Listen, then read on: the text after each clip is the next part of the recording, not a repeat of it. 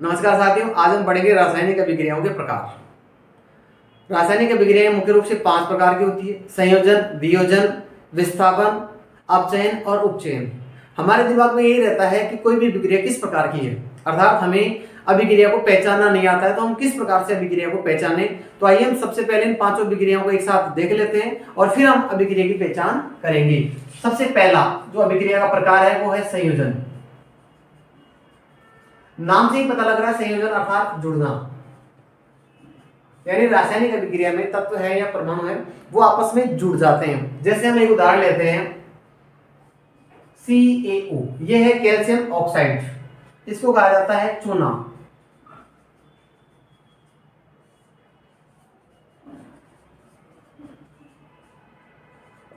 Calcium oxide ये चूना भी है, या इसको बोले तो बिना बुझा हुआ चूना, बिना बुझा चूना ही CaO कैल्शियम ऑक्साइड।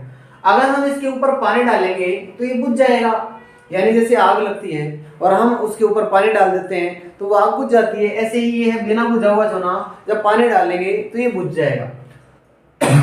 यहाँ पे अर्थ है कि कैल्शियम ऑक्साइड और पानी आपस में जुड़ जाएंगे, अर्थात इनके मध्य एक रासायनिक अभिक्रिया होती है। जैसे CaO और OH का होल ट्वाइस, इस प्रकार से ये पानी सीधा सीधा यहाँ से जुड़ जाता है। देखो कैल्शियम यहाँ पे एक, तो सीधा कैल्शियम एक है, और यहाँ पे ऑक्सीजन एक, यहाँ पे देखिए यहाँ पे है, तो ये कोष्टक लगा के हमने 2 लगा दिया, और हाइड्रोजन भी यहाँ पे 2 है तो कोष्टक के अंदर 2 लिख दिया, बाहर हमने लगा दिया इस प्रकार से। तो अब अपने पास में ये जो चूना बना है ये भी चूना ही है, और ये चूना कैसा होगा, ये चूना होगा बुझा हुआ। वैसे इसको कहा जाता है, इसका रासायनिक नाम है कैल्शियम हाइड्रोक्साइड।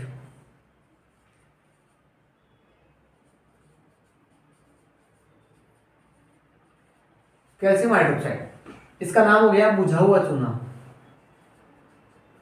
क्योंकि हमने पानी डाल दिया इस पे, बुझा हुआ चूना। अब यहाँ पे आप देखो, एक परमाणु या एक यौगिक है और एक दूसरा यौगिक है, ये दोनों यौगिक आपस में जुड़ के एक नए यौगिक का निर्माण कर रहे हैं, इसलिए यहाँ पे ये जो अभिक्रिया होगी वो होगी संयोजन अभिक्रिया। अब देखो ये जो है इसका कुछ विशेष महत्व भी है। जैसे हम सफेदी करते हैं घरों पे या बिल्ला पुट्टी करते हैं तो 2 दिन 5 दिन के बाद में उसमें और अधिक चमक आ जाती है, क्योंकि होता क्या है, हम चूना लाते हैं और उसको पानी में घोल लेते हैं, घोलने के बाद हम उसको, ये बन जाता है, अभिक्रिया हो जाती है, और इसको हम दीवारों पे लगा देते हैं। दीवार पे लगने के बाद में क्या होता है, ये वायुमंडल की कार्बन डाइऑक्साइड के साथ में अभिक्रिया करता है और बनाता है CaCO3, और पानी तो सूख ही जाएगा, उड़ जाएगा बाहर, पानी बाहर चला जाता है, उड़ जाता है भाप बन के, और जब बिल्ला पुट्टी या जो सफेदी है वो सूख जाती है तो पानी चला गया, अब बचता है कैल्शियम कार्बोनेट, और इसके कारण एक तरह की व्हाइट चमक उत्पन्न होती है, वहां पे एकदम चमकदार वो बन जाता है, वो होता है कैल्शियम कार्बोनेट के कारण। तो ये एक इसका महत्व भी है। देखो संयोजन अभिक्रियाओं के दूसरे अन्य उदाहरण हम देखते हैं, जैसे एक उदाहरण हम देखते हैं दहन। सभी प्रकार के जो दहन है, दहन का अर्थ होता है जलना, कोई भी चीज जल रही है तो वो एक प्रकार की दहन की अभिक्रिया है।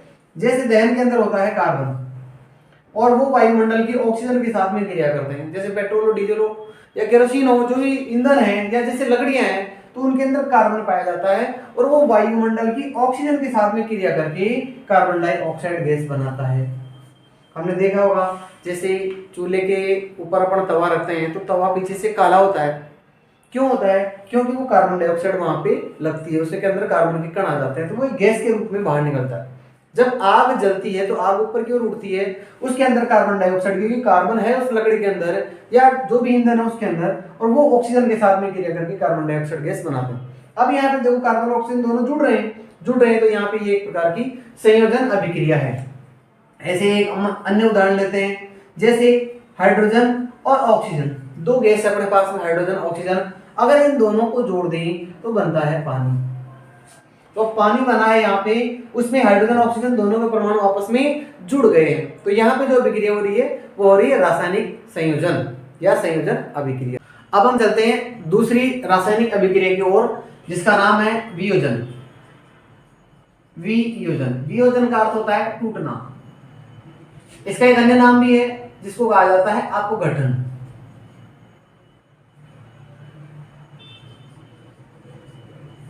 अपघटन अभिक्रिया, इसका अर्थ है टूटना। एक का अर्थ जुड़ना, एक का अर्थ टूटना, यानी ये दोनों अभिक्रियाएं एक दूसरे से विपरीत अभिक्रिया। अब देखो किसी भी यौगिक को टूटना है तो उसके लिए कोई ना कोई कारण होना चाहिए, और कारण मुख्य रूप से 3 हो सकते हैं। जैसे पहला ताप, या बोले हम इसको ऊष्मा भी कह सकते हैं, यानी अगर हम किसी पदार्थ को ऊष्मा देते हैं तो वो टूट जाती है। जैसे हम एक उदाहरण लेते हैं FeSO4, अगर हम इसको ताप देते हैं, ये डेल्टा का निशान है, इसका अर्थ होता है ताप देना। यानी अगर हम फेरस सल्फेट को, ये फेरस सल्फेट है, हरे रंग का क्रिस्टल पदार्थ है फेरस सल्फेट, अगर हम इसको गर्म करते हैं, ऊष्मा इसको देते हैं, तो ये टूट जाता है Fe2O3 में, ये फेरिक ऑक्साइड बना देता है, फेरिक ऑक्साइड। और साथ में गैस बनती है SO3 और SO2, ये गैस बनती है जो बाहर निकल जाती है। अब यहाँ पे देखो आप एक पदार्थ है और वो 1 2 3 पदार्थों के अंदर वो टूट गया है, ये संतुलित करेंगे तो यहाँ हमें 2 लगाने पड़ेंगे। तो यहाँ पे हमने देखा है कि 2 हैं वो 3 के अंदर टूट गए, अर्थात इसमें जो क्रियाकारक होते हैं वो कम होते हैं और उत्पाद होते हैं उनकी संख्या अधिक होती है, क्योंकि इसमें टूटेंगे तो उनकी संख्या है वो बढ़ जाएगी। यह था तापीय अपघटन। इसके अलावा दूसरा हम देखेंगे विद्युत अपघटन। विद्युत अपघटन का मतलब होगा, इसमें जो अपघटन होगा वो विद्युत के कारण होगा। जैसे अगर हम पानी में बिजली लगा दें, जैसे पानी है और इसमें बिजली लगा देंगे तो H2 अलग हो जाएगा और O2 अलग हो जाएगा। कैथोड और एनोड इन पे अलग अलग गैस है वो बनती है। तो यहाँ पे पानी को जब हम तोड़ेंगे विद्युत की सहायता से तो वो पानी है वो हाइड्रोजन और ऑक्सीजन गैस में टूट जाता है। तीसरा प्रकाशीय अपघटन।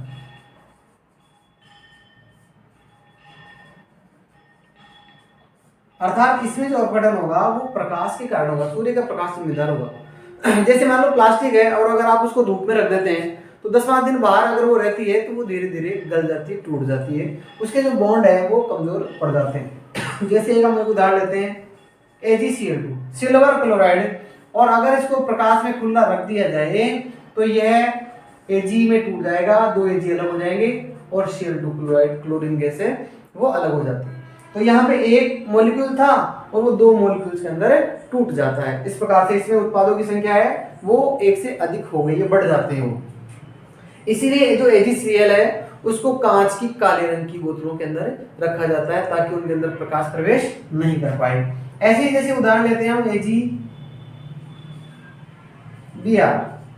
तो ये भी प्रकाश की सहायता से Ag अलग हो जाएगा और Br2 गैस अलग हो जाती है।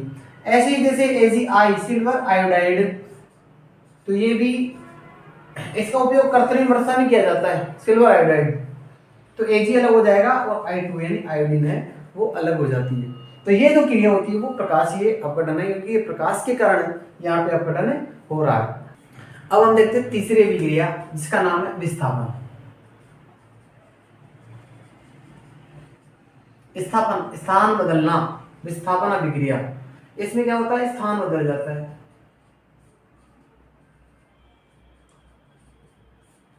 यानी आपका जो मित्र आपके पास में बैठा है उसको उठाकर दूसरे मित्र के पास में बैठा दे तो उसका स्थान बदल जाता है, एक जगह से उठकर वो दूसरी जगह चला जाता है। जैसे हम एक उदाहरण लेते हैं, जैसे मैंने एक विलेन लिया, इसको हम प्रयोग करके देखते हैं। पानी में कॉपर सल्फेट का विलेन ले लिया हमने, कॉपर सल्फेट अर्थात CuSO4 का विलेन ले लिया, तो इस विलेन का रंग होता है नीला। यानी कॉपर सल्फेट को जब पानी में घोलकर हम विलेन बनाएंगे तो हमारे पास एक नीले रंग का विलेन प्राप्त होगा। अगर इसमें हम एक लोहे की कील डाल दें, जैसे ये कील है और लोहे की कील है, उसको हमने यहाँ पे डाल दिया है, लोहा मतलब Fe। तो अब देखो कुछ समय बाद में अगर हमने कॉपर सल्फेट के विलेन में लोहे की कील डालकर छोड़ देंगे तो कुछ समय बाद में ये नीला रंग यहाँ से गायब हो जाएगा और रंग हो जाएगा हरा। तो एक आश्चर्यजनक अपने पास में अभिक्रिया हो गई कि पहले विलेन हरा था, नीला था और अब हो गया वो हरा। ऐसा कैसे हुआ, इसके पीछे एक प्रकार की रासायनिक अभिक्रिया है। जैसे अपने पास था कॉपर सल्फेट और हमने इसमें डाल दिया Fe यानी लोहा, आयरन इसमें हमने डाल दिया है। तो अब क्या होगा, अब यहाँ पे आएगा आयरन और इस कॉपर को भगा देगा बाहर, यानी इस कॉपर की जगह Fe यहाँ पे आ जाएगा, सल्फेट के साथ में आयरन जुड़ जाएगा। तो देखो अभिक्रिया का क्या होगी, FeSO4 बनेगा और कॉपर हो जाएगा बाहर। ये जो कॉपर सल्फेट है ये होता है नीले रंग का, नीला, और ये जो बना है फेरस सल्फेट ये होता है हरे रंग का। तो जब इस विलेन को कुछ समय के लिए रख देंगे तो सारा का सारा कॉपर बाहर चला जाएगा, यहां पे आ जाएगा या इस कील के चारों ओर जमा हो जाएगा, और आयरन है, लोहा है, वो इस कील से निकलकर इस विलेन में सल्फेट के साथ में, इस सल्फेट के साथ में यहाँ पे जुड़ गया है, तो बनेगा यहाँ पे फेरस सल्फेट, हरे रंग का विलेन अपने पास में प्राप्त होता है। तो ये कोई मैजिक नहीं था कि रंग बदल गया, ये एक प्रकार की रासायनिक अभिक्रिया थी जिसमें कॉपर और आयरन का स्थान बदल रहा है। अब यहाँ जो स्थान बदल रहा है वो एक ही का बदल रहा है। अगर स्थान दो का बदल जाए एक साथ तो ऐसी अभिक्रिया को हम कहेंगे द्विविस्थापन। वो भी एक ही प्रकार की विस्थापन ही है, लेकिन अगर स्थान दो का बदलता है तो हम उसका नाम दे देंगे द्विविस्थापन। जैसे हम देखते हैं द्विविस्थापन, द्वि का अर्थ होता है दो, अर्थात इसमें स्थान बदलेगा वो दो का बदलेगा। जैसे अपने पास था एक sodium sulphate Na2SO4 Na2SO4 sodium sulphate, और इसकी क्रिया हमने करवाई BaCl2 बेरियम क्लोराइड से। इसको ऐसे समझ सकते हैं जैसे अपने पास में था,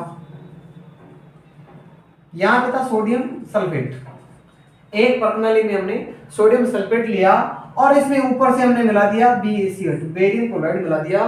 तो अब यहाँ पे कोई नई चीज बन जाएगी, यहाँ पे एक अवक्षेप आ जाएगा और वो पहले इकट्ठा हो जाएगा। इस क्रिया को कहते हैं अवक्षेपण, कोई ठोस रूप में आ जाएगा। ये दो विलयन की अवस्था में थे, लेकिन जैसे ही हम इन दोनों को मिला देते हैं तो ये आपस में द्विविस्थापन अभिक्रिया करते हैं और अवक्षेप आ जाता है। इस क्रिया को कहा जाता है अवक्षेपण, अवक्षेप आ जाता है यहाँ पे, यानी सॉलिड रूप में, ठोस रूप में कोई पदार्थ है वो यहाँ पे आ जाता है। हम देखते हैं यहाँ अभिक्रिया क्या होती है।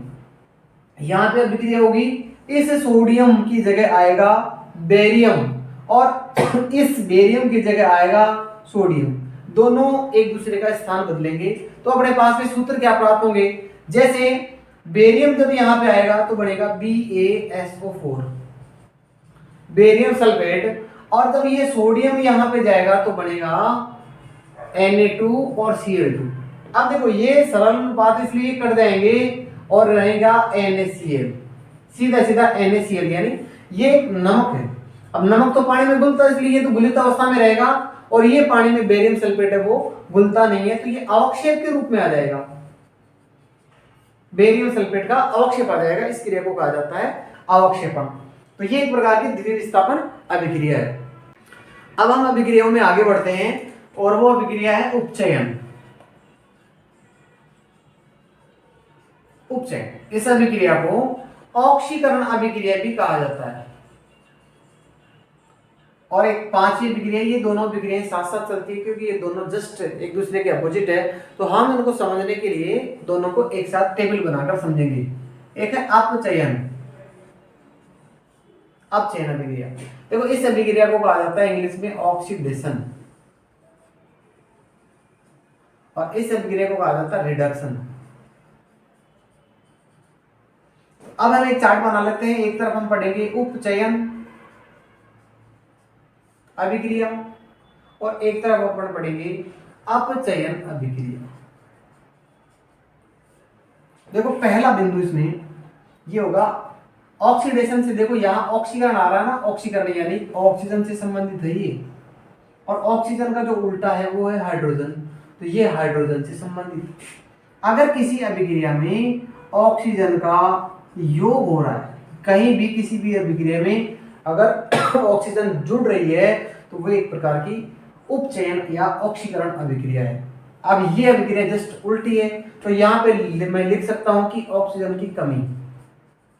अगर किसी अभिक्रिया से ऑक्सीजन बाहर निकल रही है तो वहां पे अभिक्रिया होगी अपचयन अभिक्रिया।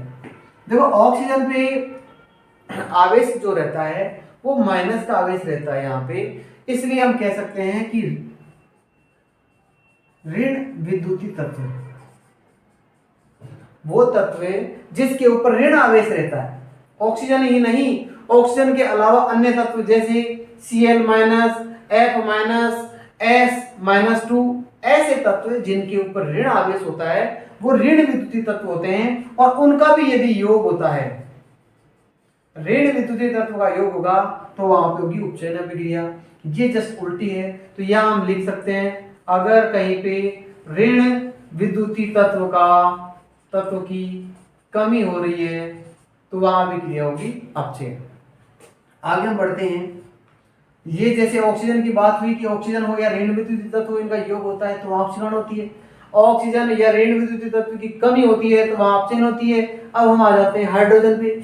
यहाँ पे देखो ये अभिक्रिया हाइड्रोजन का योग, अगर किसी अभिक्रिया में हाइड्रोजन जुड़ रही है तो वो होगी अपचयन, तो ये अभिक्रिया जस्ट उल्टी है। यहाँ पे होगी हाइड्रोजन की कमी तो वहां पे अभिक्रिया होगी उपचयन। अब देखो हाइड्रोजन होता है उसके ऊपर आवेश रहता है प्लस का, प्लस वाले को हम कह सकते हैं धन विद्युतीय तत्व। बहुत सारे जैसे Na प्लस हो, Cu प्लस हो, Fe+2 या 3 हो, ऐसे तो इनके ऊपर प्लस का आवेश है यानी धन आवेश है, तो ये धन विद्युतीय तत्व हैं। और धन विद्युतीय तत्व की कमी होगी, क्योंकि हाइड्रोजन की कमी तो धन विद्युतीय तत्व की कमी होगी। यहां हम लिख सकते हैं धन विद्युतीय तत्व का योग, यहां पे योग होगा। देखो अभी 4 बातें पढ़ी है पढ़ने, तो दोनों को जोड़ी बना के हम पढ़ सकते हैं, ऑक्सीजन या ऋण विद्युतीय तत्व की कमी, हाइड्रोजन या धन विद्युतीय तत्व का योग। पांचवी जो बात आती है वो है इलेक्ट्रॉन से संबंधित है। अगर किसी तत्व से इलेक्ट्रॉन की कमी हो जाए, इलेक्ट्रॉन की कमी है, वो ऑक्सीकरण अंक से भी उसका पता चलता है कि वो किस अवस्था में है, अर्थात उसने कितने इलेक्ट्रॉन दे रखे हैं या कितने इलेक्ट्रॉन ले रखे हैं। अगर किसी तत्व से इलेक्ट्रॉन बाहर चला जाता है उसकी ऑक्सीकरण अवस्था बढ़ जाती है। जैसे मान लो Cu ये 0 की अवस्था में और ये Cu प्लस बन गया, अर्थात इसने 1 इलेक्ट्रॉन दे दिया है, क्योंकि इसका यहाँ ऑक्सीकरण अंक बढ़ रहा है। तो हम ऐसे भी कह सकते हैं कि अगर किसी तत्व का ऑक्सीकरण अंक बढ़ता है तो वहां पे उपचयन अभिक्रिया होती है, यानी इलेक्ट्रॉन की कमी हो गई तो अंक बढ़ जाएगा। जैसे ये है Cu प्लस से अगर कोई तत्व Cu+2 बन रहा है, अर्थात 1 इलेक्ट्रॉन और अधिक निकल रहा है, तो वहां पर होगी उपचयन अभिक्रिया। तो यहां हम लिख सकते हैं इलेक्ट्रॉन का योग। जैसे मान लो Cl है और इसको मैंने 1 इलेक्ट्रॉन दे दिया तो ये Cl माइनस में हो गया, तो अगर यहाँ पे 1 इलेक्ट्रॉन जुड़ गया है, योग हो गया है, तो वहां पे होती है उपचयन अभिक्रिया। तो ये थी 4 अभिक्रियाएं, संयोजन अभिक्रिया अर्थात जुड़ना, वियोजन अभिक्रिया अर्थात टूटना, विस्थापन अभिक्रिया अर्थात स्थान बदलना, इसमें परमाणु अपना स्थान बदल लेते हैं। ऑक्सीकरण और अपचयन के लिए अपन ने 5 बिंदु देखे, दोनों को एक साथ देखा है, ये दोनों एक दूसरे के उल्टे होते हैं। अब देखो खास बात, जैसे यहाँ पे इलेक्ट्रॉन की कमी, इसका मतलब इलेक्ट्रॉन निकला है तो कहाँ गया है, वो यहाँ आया है। तो ये दोनों अभिक्रियाएं, अपचयन और उपचयन दोनों अभिक्रियाएं साथ साथ होती है। तो जब दोनों अभिक्रियाएं साथ साथ होती है उस अभिक्रिया को कहा जाता है रेडॉक्स अभिक्रिया। रेडॉक्स, लाल बेल, दो अभिक्रिया। रेड कहां से आया है, यहां से आया है रेड, रिडक्शन से आया है रेड, और ऑक्स कहां से आया है, ऑक्सीडेशन से आया है। अर्थात ऑक्सीडेशन और रिडक्शन जब दोनों होते हैं ऐसी अभिक्रिया को कहा जाता है रिडक्शन, अर्थात लाल बेल। ये तो याद रखने के लिए, वास्तव में रेडॉक्स है, लाल बेल नहीं है। रिडक्शन और ऑक्सीडेशन दोनों अभिक्रियाएं जब साथ होती है तो ऐसी अभिक्रिया को कहा जाता है रेडॉक्स अभिक्रिया। अब देखो यहाँ स्टार पॉइंट लगा देता हूं मैं, क्योंकि ये मुख्यतः तो ये 5 ही प्रकार की है अभिक्रियाएं, लेकिन कुछ इसके अलावा भी अन्य अभिक्रियाएं होती है। जैसे उदासीनीकरण की अभिक्रिया, यह अभिक्रिया अम्ल और क्षार के बीच होती है। अम्ल प्लस क्षार आपस में क्रिया करते हैं, वो अभिक्रिया कहलाती है उदासीनीकरण की अभिक्रिया। इसमें लवण और जल बनते हैं। एक अभिक्रिया होती है ऊष्माक्षेपी, इसी के विपरीत होती है ऊष्माशोषी। जैसे इस अभिक्रिया में अपन ने देखा था जुड़ना में, तो इसमें जब CaO की क्रिया पानी के साथ करवाई जाती है, बिना बुझे हुए चूने पे जब पानी डाला जाता है तो वो बहुत गर्म होता है। पहले जब मकान बनाते थे तो चूना लेके आते थे, उसमें पानी डाल देते और पानी डालने से जो बनता था चूने का पानी, ये जो बनता था तो पात्र बहुत गर्म होता था, अर्थात ये उसमें इसको गर्म हमने किया नहीं, अपने आप गर्म हो रहा, तो इसमें ऊष्मा कहां से आई? वो ऊष्मा आती है ऊष्मा क्षेपी अभिक्रिया से। अगर पात्र ठंडा हो जाए इसके विपरीत तो वहां पे अभिक्रिया होगी ऊष्मा शोषी। एक अभिक्रिया और होती है जिसको कहा जाता है उपापचय। अपचय और उपचय दोनों प्रकार की अभिक्रियाएं वहां पे होती है। इंग्लिश में इसको कहा जाता है मेटाबॉलिक रिएक्शंस। सजीवों के अंदर टूटने जुड़ने वाली क्रियाएं होती रहती है। जैसे अभी मैं बोल रहा हूं तो कुछ ऊर्जा खर्च कर रहा हूं, वो ऊर्जा कहां से आ रही है? मेरे अंदर मेटाबॉलिक रिएक्शन से हो रही है, क्योंकि जो ग्लूकोज या जो भोजन हमने खाया है वो भोजन टूटता है और उसके रासायनिक बंधु से ऊर्जा निकलती है। तो सजीवों के अंदर होने वाली जो क्रियाएं हैं वो सभी मेटाबॉलिक रिएक्शन से होती है। तो ये कुछ स्टार वाली कुछ विशेष अभिक्रियाएं हैं। पूरा वीडियो देखा आपने, धन्यवाद।